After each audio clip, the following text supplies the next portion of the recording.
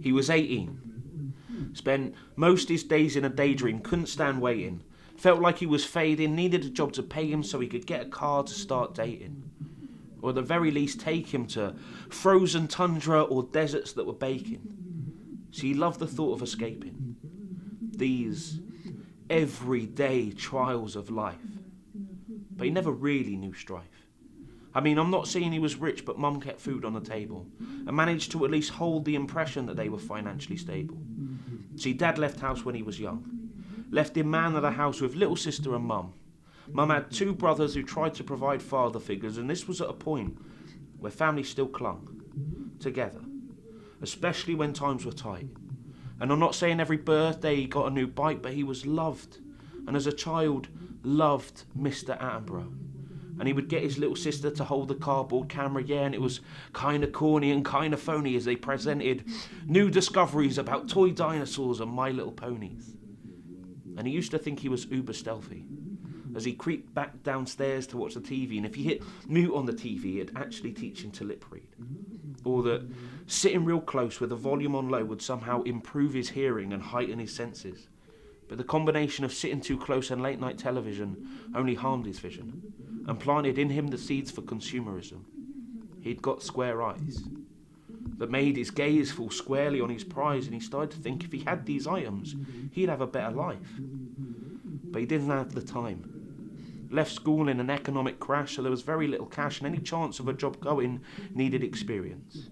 And he didn't have a way of getting it, and after countless CVs sent out and only 2 letters back, both saying to forget it, left him with no job, which meant no cash, which meant every time he pried the door to the outside, there was another item to place on his list of unattainables. All these people telling him he needs this, telling him he needs this, telling him he needs this, and he believed it. And one day in HMV, morals took a break, and he stole David Attenborough's Trials of Life on DVD. As temptation sat there on the shelf, he thought, why pace himself to make his wealth? And all those nights creeping back downstairs had given him stealth. So he took it. Figured he'd have it by now if he had a job, and it's not his fault or hopes of getting a job had vanished. So why should he be punished? He was willing to work hard, to learn and graft, and with a future that got darker by the hour, all he did these days was spend his time looking at his past.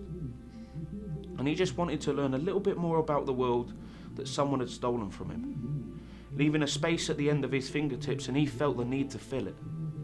Stealing. From a boy who used to go to bed scared over the fate of the polar bear, and wouldn't play with toys from Japan because they still engaged in whaling.